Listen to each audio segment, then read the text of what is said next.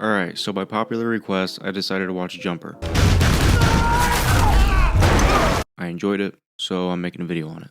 The movie starts with our main character David standing on top of the Sphinx in Egypt. He tells us all the extravagant things he's done today, like having coffee in Paris, surfing the Maldives, and making it to the second quarter of the NBA Finals all before lunch. That's pretty wild, but how's that possible? We flash back to a young David in school. He's creeping on this girl named Millie. Remember Millie because she plays a big role in this film. He gives her a beat up snow globe of the Eiffel Tower, which she definitely thinks is ass. I love it. Oh, never mind. Doesn't really matter though, because this guy, the classic high school bully, comes up, takes the snow globe and launches it onto the ice. But David's not going to let a minor inconvenience prevent him from laying wood, so he walks all the way out to the snow globe to retrieve it. After he picks it up, the ice breaks and he falls in. Yeah, he's dead, man. But before he can drown, he magically teleports into a library. After this, he walks all the way home, and while walking, he tells us a little about his home life. His mom left when he was 5 years old, and his dad is not much of a dad. He gets home, and his dad's like, "Where the were you? What were you doing?" But David runs off to his room and locks the door. Then, as his dad breaks in, he teleports out of there, and ends up back at the library yet again. And this time, he realizes, oh shit, I've got powers. He teleports back home and decides he can use these new powers to change his life. So he quickly packs his stuff up to dip out. But before going ghost, he drops a snow globe off at Millie's house to let her know he's still alive. He then leaves town, gets an apartment, and practices his teleportation, also known as jumping in this film, in the middle of the day at a public park. He's really keeping it low key. At his apartment, he looks through a travel book and tries to jump to places, but it doesn't work. But he finds a place he's been to before when he was a little kid with his mom. His room then starts shaking around, and then boom, he jumps to it. So if you're not following, he can't just jump willy-nilly anywhere he wants. He can only teleport to places he can see or has a clear mental image of. So the more familiar he is with the place, the easier he can jump to it. Knowing this, he decides to rob a bank because why not? He goes into the bank and asks to use the restroom, and it's conveniently downstairs so he can see the inside of the vault to get a mental image of it. Then, later that night, he packs up his gear. He closes his eyes and tries to think about the vault and accidentally jumps to the bathroom instead. He tries again and actually gets it right this time and jumps to the inside of the vault. He begins robbing it and he quickly realizes his little ass bag isn't going to be enough, so he has to make a few trips to the vault and back to really clean that puppy out. The next day, a man named Roland rolls up to the bank and asks for all the tapes and names of everyone who has a safety deposit box in the vault. He's told all that shit's confidential, but Samuel L. Jackson isn't here to around. We then cut to David as an adult. He's got a nice spot in New York and he's got a bunch of pictures on his wall of places he's been to so he can jump to them easier. And this scene right here really makes you want teleportation. He's just jumping around his house making life easier. He can't reach the remote, so he jumps a little bit closer to grab it, and just being able to teleport almost anywhere in the world whenever you want is just awesome. I don't know about you, but I'm doing the same shit David does. I'm hitting a lick to get rich, traveling the world, and pulling redheads left and right. I love those redheads, man. I know you. But that's just me. Later that day, David hits up a bar and he teleports to this chick at the bar in front of everyone, not caring who sees. But he's noticed by this guy. Remember him for later. David leaves with the girl, slams some ham, and then jumps to a beach to catch some waves. But there's no waves. He's told there's a storm that just hit Fiji, so he jumps to Fiji instead. He tries to ride the wave, but he's no Chicken Joe and he falls over. We also get a shot of him enjoying his lunch on the top of the Sphinx in Egypt. Must be nice. We then cut to some random jungle and see some commotion going on. We see Roland, the guy from earlier, and he's got another jumper similar to David caught in a trap. He can't jump away because the electricity from the wires prevents him from jumping. The jumper's like, "What's your deal, man? Why me?" Roland takes out some sort of ceremonial dagger and tells the jumper that only God should have the power of teleportation. And he kills him. Only God should have the power to be all places. I'm not gonna lie, this is one thing I didn't really like about this film. These guys, the Paladins, hunt down these jumpers and kill them basically just because they're peanut butter and jealous of their power. He's motherfucking peanut butter and jealous. These niggas hate us because they ain't us. And act like what they're doing is good and necessary because only God should have this power. Doesn't really make much sense to me, and I don't really like it, but whatever. David gets back to his apartment after a very adventurous night and finds none other than Roland snooping around his place. David's like, "Dude, get out." But Roland tells him he knows who he is and he knows about his powers. David's like, "I don't know what you're talking about," and asks him to leave, but while he's at the door, Roland busts this thing out and tases him mid-jump. Been a while since you used a door, huh? This conversation's over. David's able to jump up to his pictures and tries to dial in and jump to a place but can't because the electricity from being zapped is still messing with him. It's still lingering. Roland zaps him again and tells him to cough up who he's working with before throwing him off the balcony. David tries to run but gets caught and zapped yet again, and this time the wire has him wrapped up. He jumps into one of his rooms and is able to cut the wire. He grabs as much cash as he can while Roland tries to break in, and before he gets zapped again, he jumps out of there and back to his room in his old house. David's dad notices the whole house shaking like an earthquake just hit, so he runs upstairs and pleads for David to not leave. Don't go! Don't go! Just hear me out.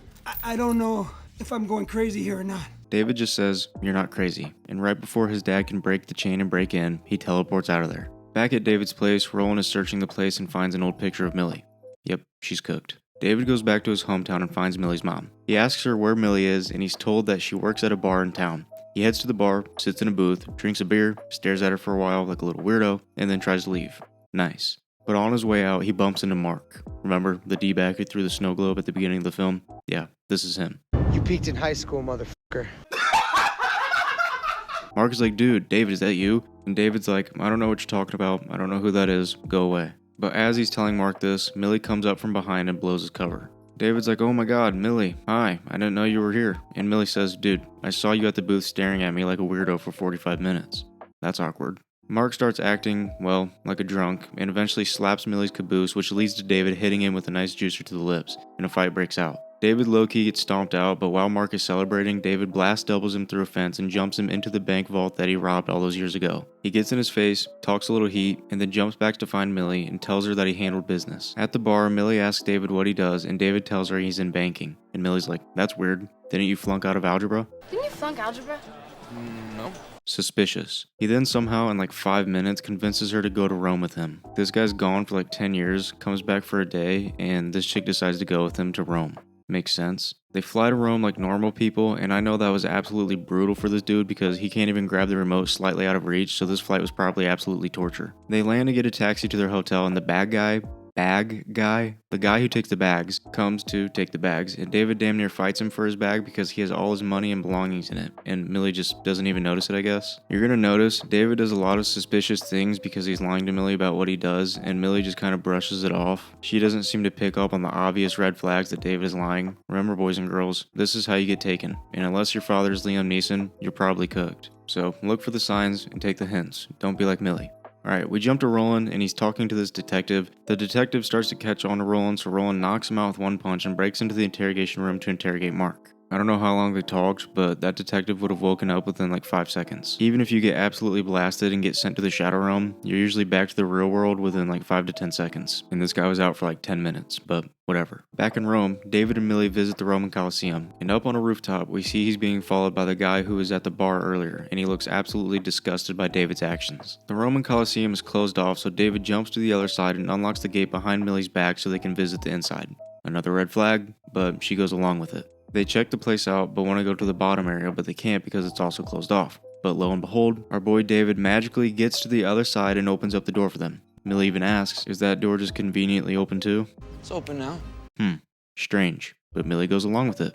Again. They get to the bottom and the door is locked, but a locked door isn't going to stop our boy David from getting his winky stinky, so he tells Millie to wait there while he opens it up. He jumps to the bottom, walks over a bit, and finds the guy from earlier draining the main vein in a corner. Do you mind, man? Just a little privacy, yeah? Well, that's awkward. David gets to the door, and the random guy whose name is Griffin tells David to not open that door if he wants his girlfriend to live. This sets David off, but Griffin jumps away, revealing that David isn't the only jumper. Griffin's like, you think you can just jump around everywhere and nobody would notice? Well, they did. Just then, some sketchy motherfuckers wearing trench coats come out from the shadows. David jumps up to the balcony, but Griffin's here to handle business. The trench coat fellows bust out their zappy things and try to shoot Griffin but miss. David's not so lucky though.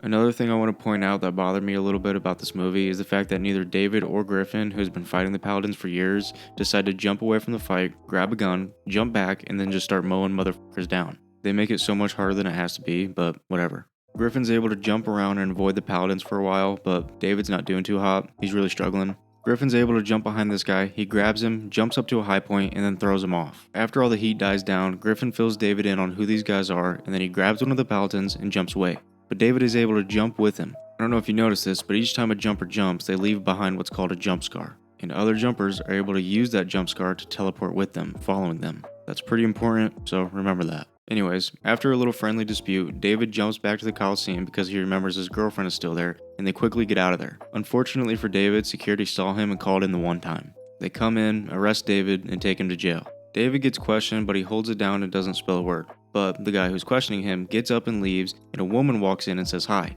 David kind of starts to flip out, and the woman tells David he doesn't have much time and he needs to get out of here. Turns out, this woman is actually David's mom. She walks out and David chases her down, but a detective finds him and tries to grab him, but David jumps the guy to the top of the Sphinx in Egypt. That guy's definitely dead. There's zero chance he gets down from there. David finds Millie, tells her everything's okay, and they head to the airport to get back home. But when they get to the airport, David tells Millie he can't go on the plane with her and he just leaves her to fend for herself. Back at home, Roland finds David's dad. He lies to him and tells him that he's IRS, and I don't know how they operate, but getting a visit at like 12 at night is crazy. What's even crazier is the fact that David's dad, William, actually believed this. Roland asks William about David, and he asks him when is the last time he saw him. William holds it down and says he hasn't seen his son in 8 years, even though we know he teleported to his house not that long ago. He then tells Roland to skedaddle up out of there, and if he hears anything, he'll let him know. But Roland doesn't believe him, and he's like, No, you won't. No, I won't. say what you want about David's dad, but he's a G right here. We cut back to Griffin and David talking about the Paladins. He fills David in a little more on the Paladins and what they want. They just want to kill jumpers. That's pretty much it. He also tells David that the Paladins will pack up anyone and everyone that's close with them. And it finally clicks and David finally realizes that his girlfriend and his dad are in trouble. He jumps back home, walks into his house, and finds his dad dead on the ground. He jumps him to the nearest hospital and then jumps to Mark's jail cell to talk to him. He's like, dude, what did you tell that white-haired black dude? And Mark tells David that he told him everything. Did you tell him about Millie? Told him everything. David teleports back to Griffin's place and is greeted by Griffin teleporting in after having dropped a Paladin off in the Atlantic Ocean.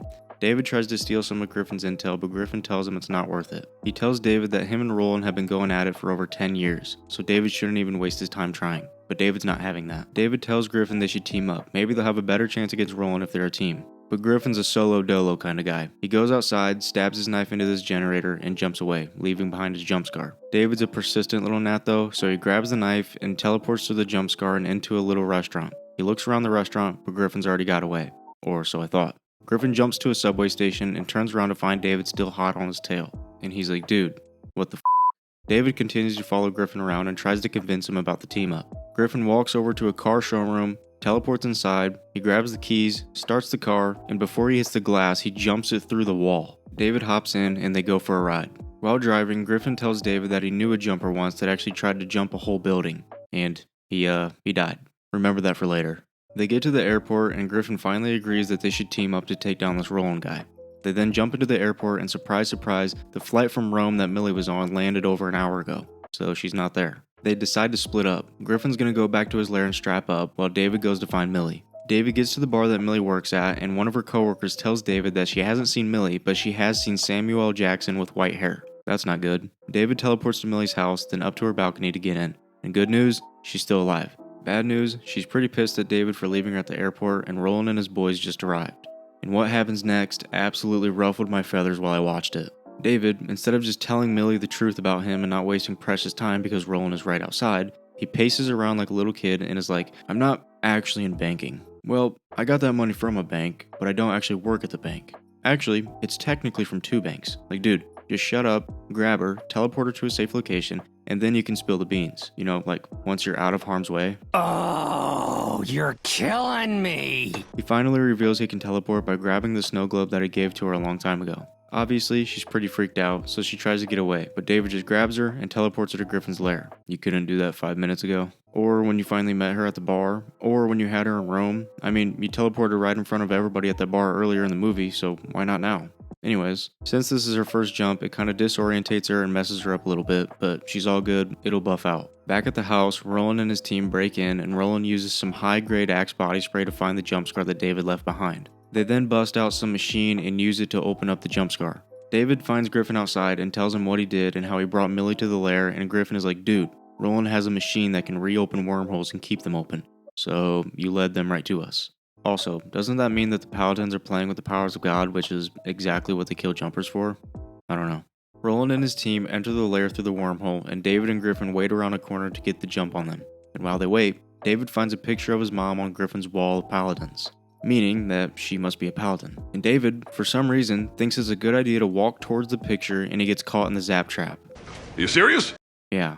They then shoot him again and he gets flung and stuck up on the wall. Roland approaches him and starts to take out a ceremonial knife but gets cut off by Griffin, who comes in with a flamethrower. He lights the place up, but as he walks away, Roland shoots him with the zap gun thing, pulls him in, and lands a few licks to his lips. But Griffin isn't some bench-riding JV player like David. He runs out Roland while teleporting and blasts him with the shockwave from his jumps. Griffin single-handedly holds this movie down.